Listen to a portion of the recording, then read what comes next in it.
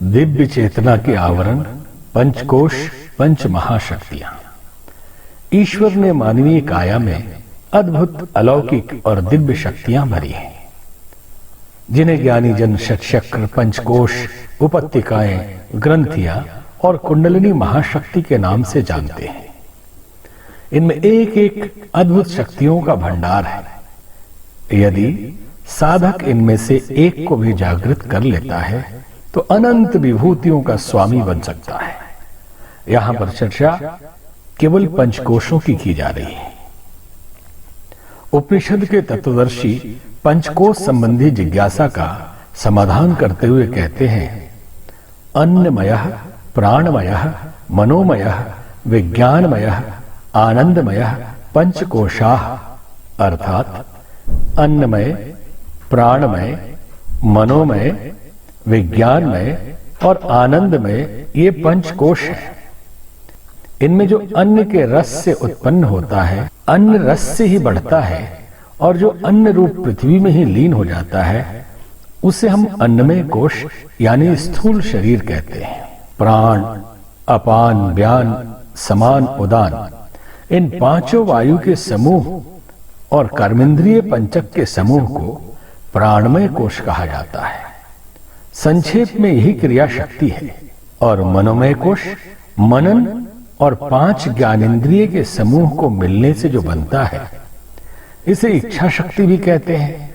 बुद्धि और पांच ज्ञानेंद्रियों का समन्वय विज्ञानमय कोश है, यह ज्ञान शक्ति है।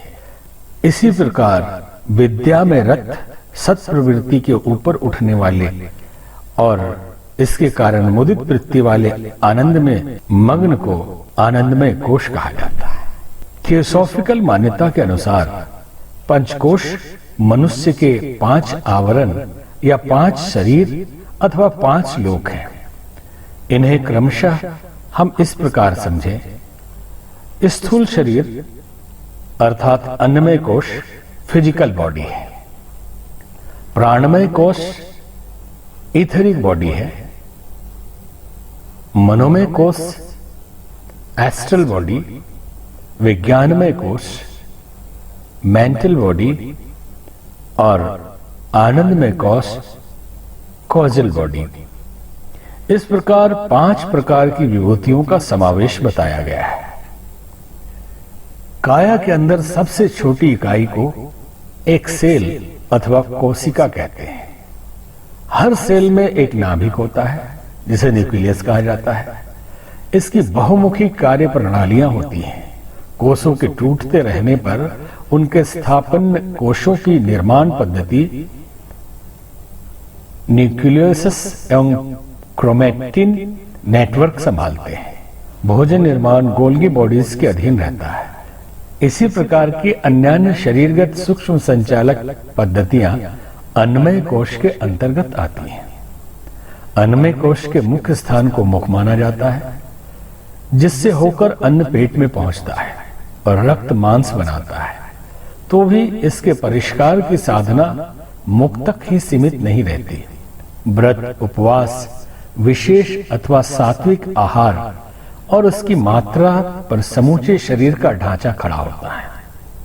जैसा भोजन होता है वैसी ही प्रकृति का निर्माण होता है। शरीर का कण कण अन्न द्वारा निर्मित होता है। दूसरा कोश है प्राणमय। यह एक प्रकार का विशेष विद्युत प्रवाह है जो अन्नमय कोश की अंतरंग प्रणाली को ऊर्जा देने का काम करता है।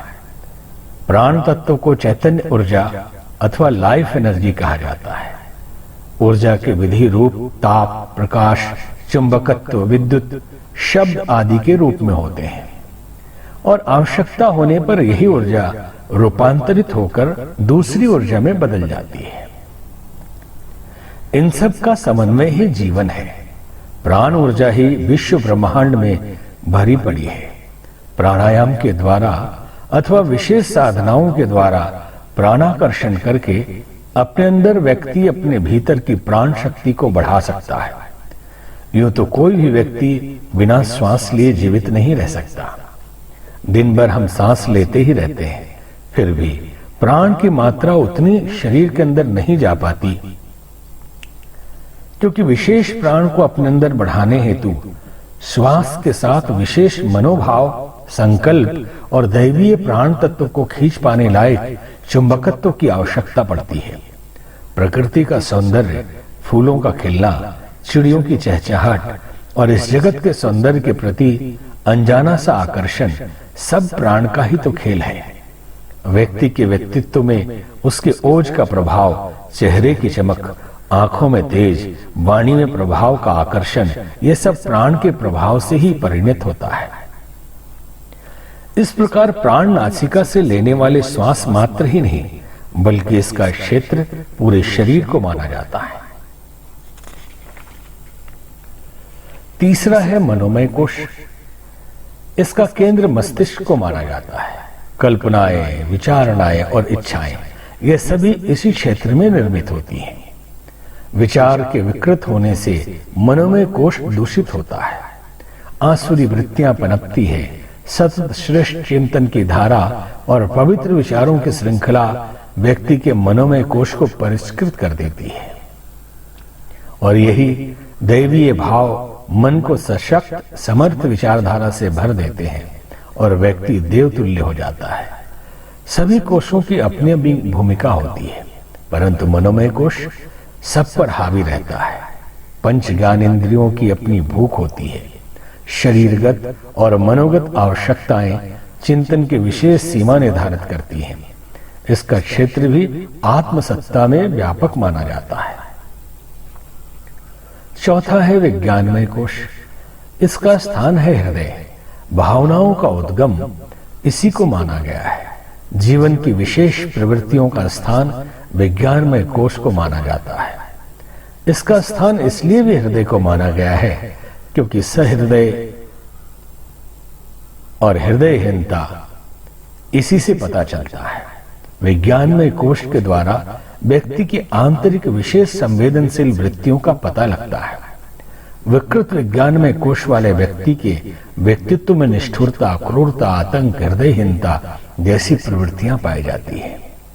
परिष्कृत विज्ञानमय कोश व्यक्ति को संवेदनशील, करुण, प्रेमी हृदय बनाता है, जिसमें जीव मात्र की दया फूट फूट कर बहती है। इस क्षेत्र को विकसित करने के लिए दीन दुखियों की सेवा सर्वोपरि साधना है। पांचवा है आनंदमय कोश।